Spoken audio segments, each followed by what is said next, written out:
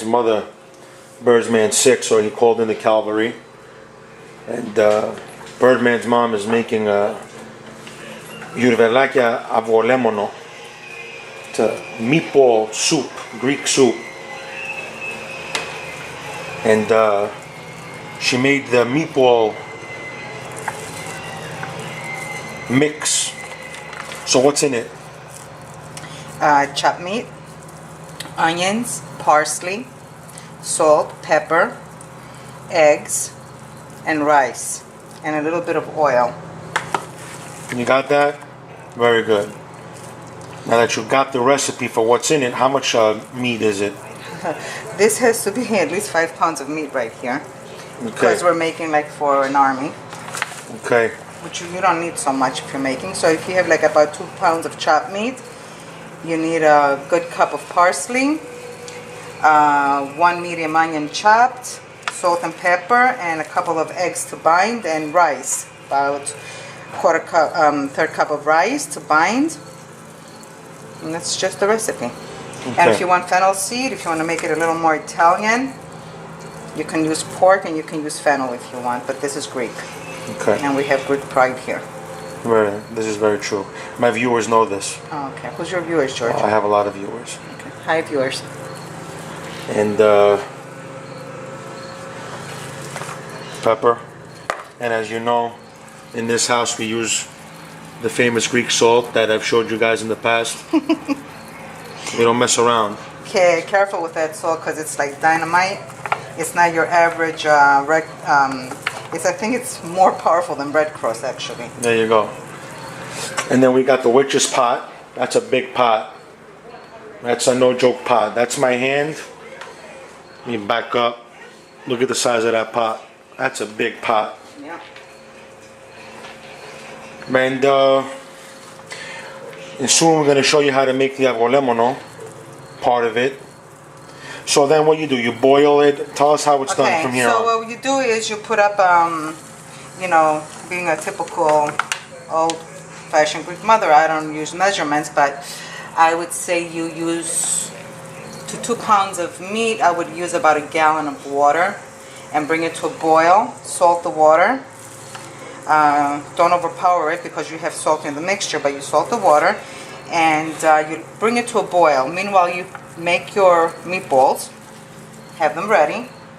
This way, as soon as the water comes to the boil, you throw the meatballs in there and they start cooking. And you can see the froth rising up, the filth from the chopped meat, which is very common in ground or any kind of meat, by the way. So you take that froth out, and that scum, whatever it's called something. And then, you know, when you clean it out well, you let them boil well, and you add a little butter, or if you don't like butter, add a little olive oil to the broth, and you let them cook. Olive oil. Yeah, and you let them cook for about, you know, you will see when the original rice that you put there is cooked.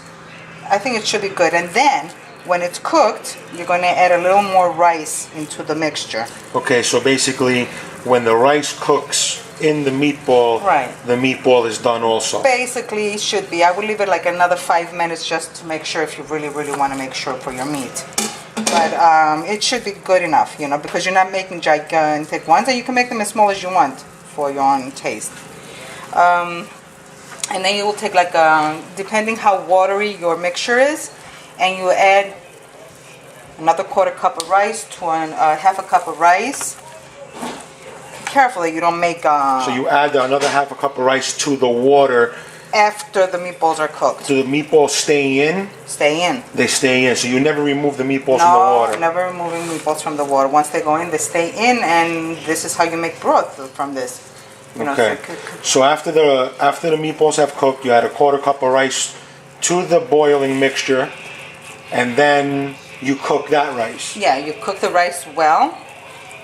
Make sure, and then you make sure that it's a soup consistency, that it's not a pilaf, you know. Okay. Okay. And then you let it cool. Take it off the fire. Let it cool. When it's cool enough, because once you make the avgolemono, the egg cream lemon cream, egg cream mixture, if you put it in too hot, you're going to cook the egg, and you don't want to cook the egg because it's going to dissolve in there. So you let the mixture then cool, but not so cold that you won't want to eat the soup, you know.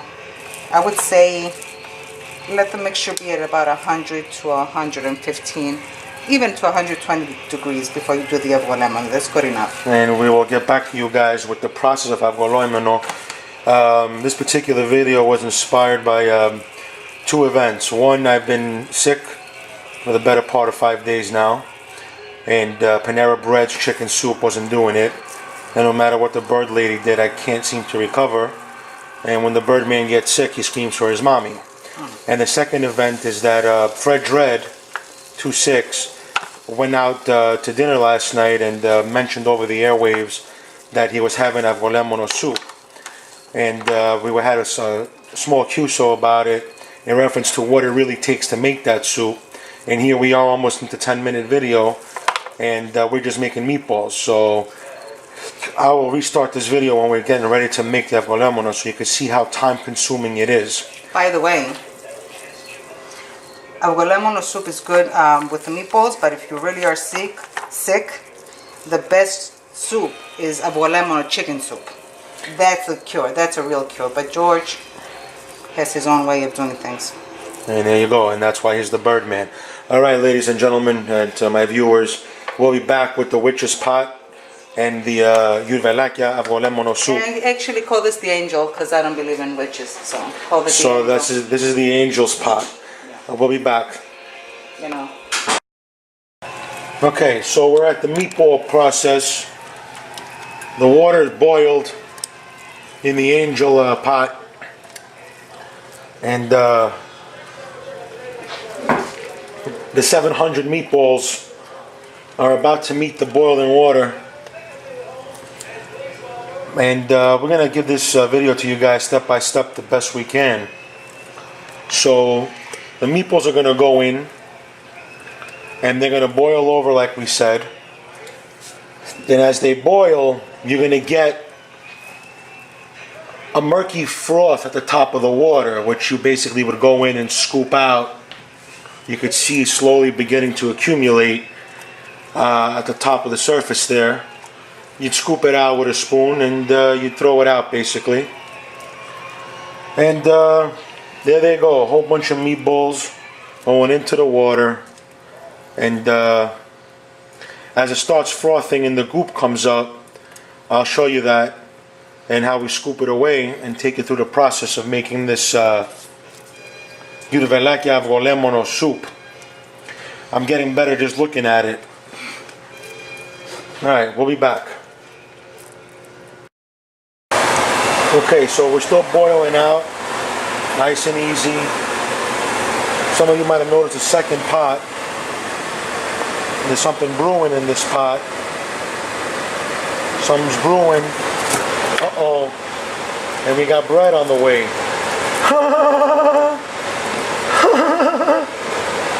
This is, this one right here. This is like yellow split peas. But believe it or not, Greeks, we call it Fava. Yeah, I know. We're ass backwards. But that's what we know it as. And we got bread brewing there. Yourvelakia avgolemono brewing here. And Greek style Fava going on here. The oven's getting ready to rock and roll. 335. And we're rocking and rolling. And I make some slits in the bread. There that goes.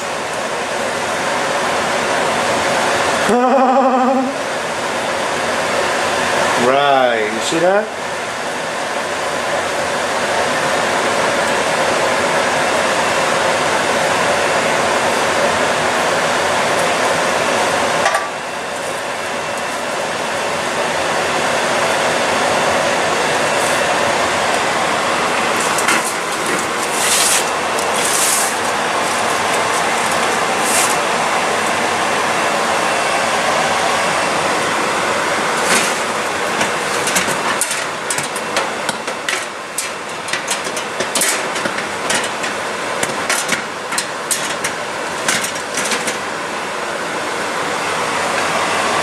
What's going on?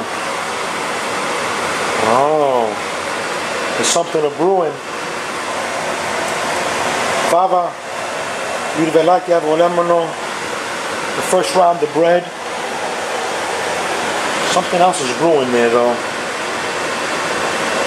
Let's see. Oh, I see what's brewing. I see what's brewing.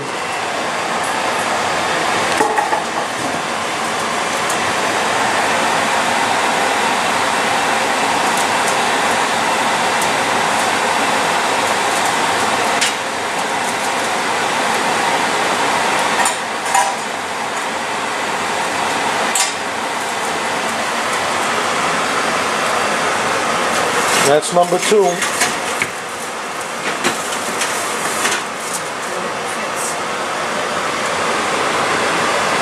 And I'm assuming there's going to be one more en route. Let me stir the magic pot.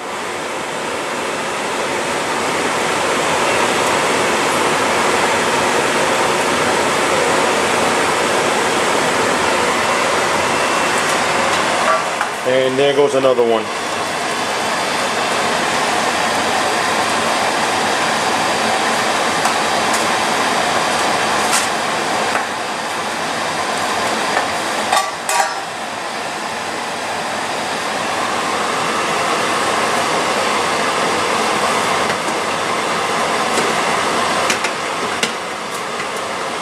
Το ψωμί τώρα θα σηκωθεί, it's gonna hit the bottom.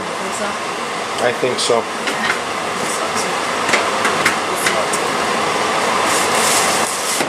You're better off letting.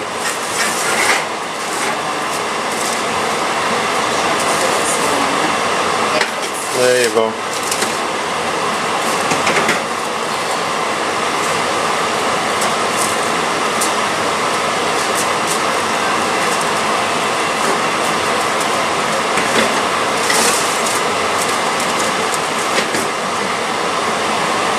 And that's that, folks. Convection, 335. We'll be back. We'll be back. Okay, so we're at this spot where basically my mother's going to start skimming the top. Actually, there's not much to skim. I'm very surprised. It was very clean burger. But we're going to go around and just take some of the fat off anyway. And you can see how they're floating? When you first put them in, they sink to the bottom. And as they start to cook, they start to float and come to the top. And they look like really, really, you know, nice and round. And they're holding their shape because of the egg and the rice mixture. So there's not much to skim. You're going to see little pieces of onions floating around and little pieces of parsley floating around. Use fresh parsley. That's for best results. But leave it in there because they're going to cook and they're going to basically taste very good in the soup. So when they, you know, when they start cooking and they're floating and you could see that the rice is just about done, you could see that it's like opened up the little rice. Let me show you here. See? This little bit here is rice. So go ahead and pluck one off and see how cooked it is. It's cooked enough. At that point, as you see them floating and the rice is basically cooked, I would leave them another 5-10 minutes just to make sure that we get enough broth. And then I would add the rest of my rice in there. I'm not going to add butter to this because I see that the chopped meat was fatty. You see how, look how much fat the chopped meat left off. So hold on, hold that there, hold that there. Let me see if I can bring this in closer. There you go. You can see the bubbles on the top. That's basically the separation of fat from the liquid. Right. Okay. So I'm not going to add any more butters or anything to this because it's enough. We don't want to die from cholesterol. So we're going to just let this cook well, and then we'll add the rice, and we're going to cook the soup. So that's how it's supposed to be looking.